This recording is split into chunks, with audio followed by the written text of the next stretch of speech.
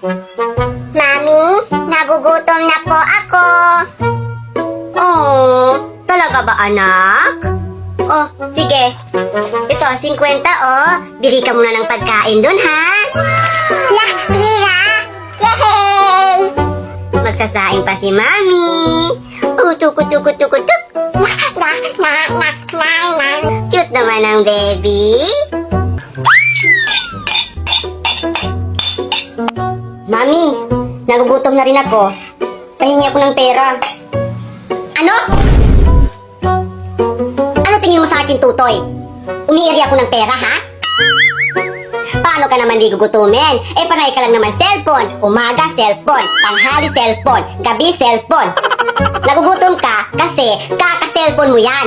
Ay, naku, kasalanan mo to talaga cellphone. Lahat talaga kasalanan mo talaga cellphone. Cellphone talaga may kasalanan. Magugas ka ng plato doon. O, eto na. Anak, huwag mo tong inumin ha dahil lason to ng daga.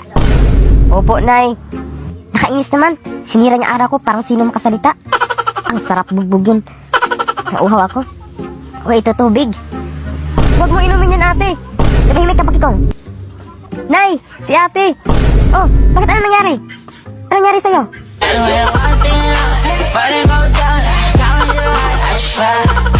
Ano daw?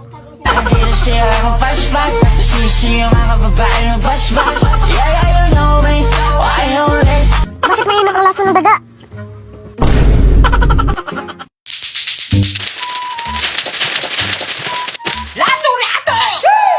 Lato here, lato there, lato everywhere! Ay, si OA!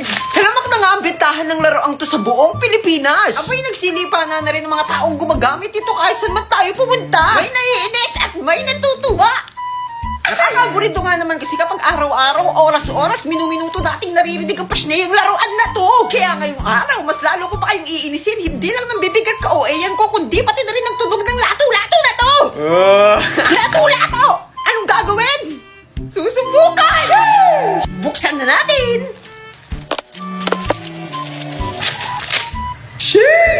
Paano na to niyan? Hindi ko kaya ayusin to. So yan, papatulong tayo sa pamangkin kong adik sa lato-lato. Oh, paano to? Parang ganun. Shit! Ito na muna! Anong gagawin? Susubukan! Aray!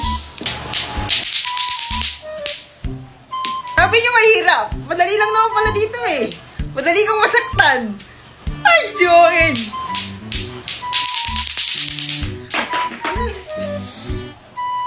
Mama! So yan, nagkabukol ako dito ng maliit. Kailangan siguro may tela or something na magpo-protect sa ating kamay bago natin subukan to. Hane, huwag niyo susubukan ng walang ano.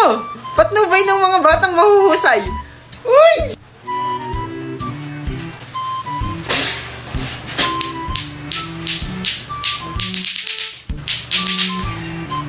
Alam niyo ba nung nauso tong laruang to? Pangarap ko talagang magkaroon ng sarili kong ganito. Kaso sa tuwing pupunta ako sa tindahan, wala akong mahanap. Kasi nagkakaubusan na nga, naubusan ng mga bata. Tapos ako hindi ako nakabili. Eh bata rin naman ako. Eh si bata nga lang. Pero ngayon nagsisisi na ako nagkaroon ako ng ganito. Kasi nasaktan lang ako eh. Uy! Dami nun! Shit! Lalaban kami ng pamangkin ko ng lato-lato at sa tingin ko naman ako'y mananalo dito.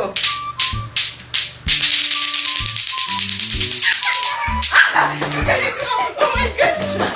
O yan, gusto rin daw subukan ng lola ko yung lato-lato.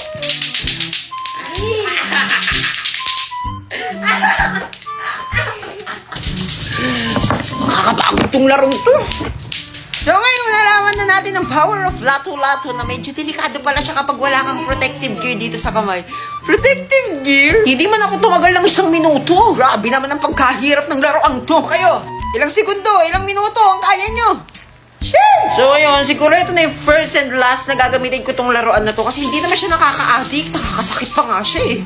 O, dyan na kayo. Bye-bye! Promise, di ko na gagamitin.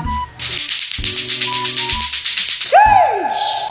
Maligayang pagdiriwang ng undas. Araw ng mga patay. Sa pagpunta sa sementeryo ay tamang laylay lang ang kamay. May papalo pa sa puwet ang aking kuya. Nag-exercise pa si Bunso. Dito ngayon inaalokan ako ng pagkain ng maganda kong kapatid. Kaso ni-reject ko. Parang yung ginawa sa inyo. Ay, sorry, pasmado. Isasama nga namin si Bombi at habang naghihintay sa kanyang paghihilamos, kami nagpa-practice muna ng sayaw. Nagkamali pa nga rito ang ampun sa pamilya. Napulot lang kasi sa taing kalabaw. Naku, ulitin ko raw nang magawa niya ng tama ang mga steps na kay dali lang naman talagang sundan. Tamang nood na naman si Ate Le.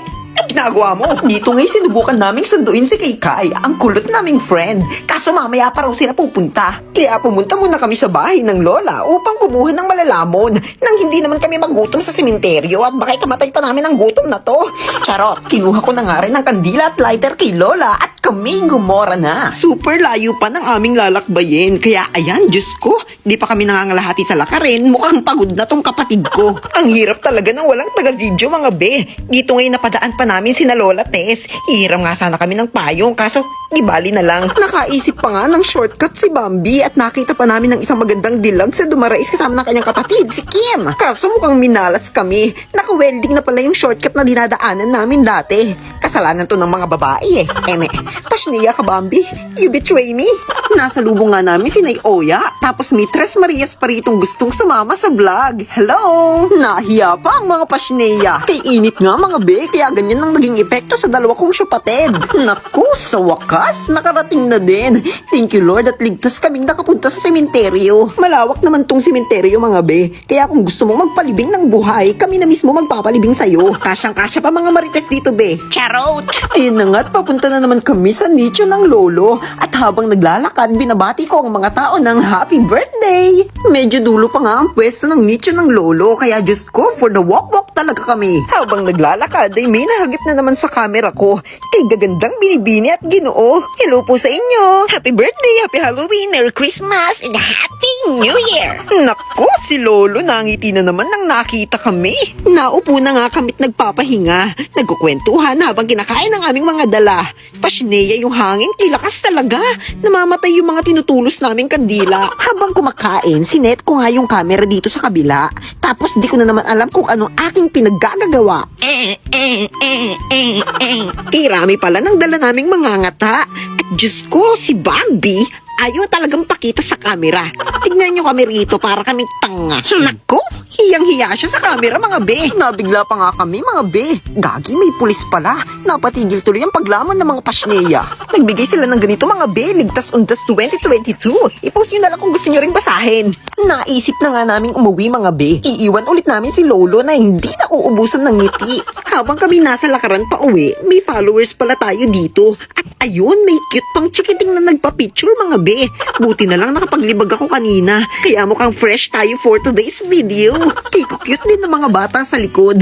Mukhang ako yung topic ng mga pasneya. Ayan, dami na yatang picture mga be. Mga 204.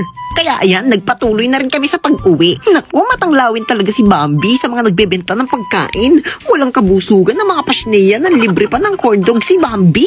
Eto pa, undas na nandidilim ang paningin ko sa magjowang to. Friend ko yan si ate girl. Yan si Pikang. Naku mga be, alam ko na kung bakit may mga pulis at mga tanod. Kasi binabantayan nila yung mga multo. Baka kasi magkamatayan. Charot. Eh malas nga naman talaga ng kapatid kong to. Nadikit pa nga sa pader na hindi pa pala tuyo ang pintura. #deserve ng pasneya. Diyos ko mga be, nainganyo tuloy ako mangolekta ng upod na kandila.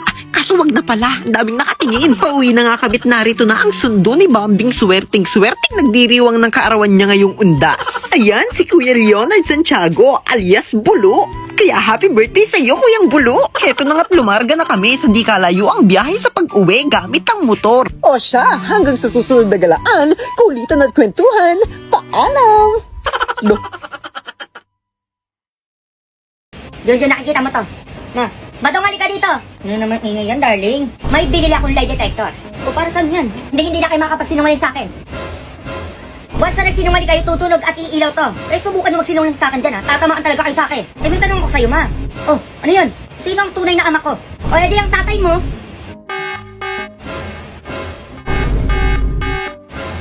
Anak, teka.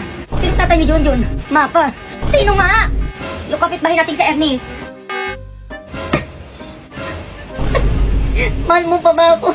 Kahit ginawa mo sa akin yun, mahal pa rin kita. Sinungaling ka. Tumayos ka dito. Teka lang naman, darling. Layas! Ito na nga, oh. Nakalis na ba? Buti na lang tumunog ka. Kundi yari ako dun. Aligtas mo ako.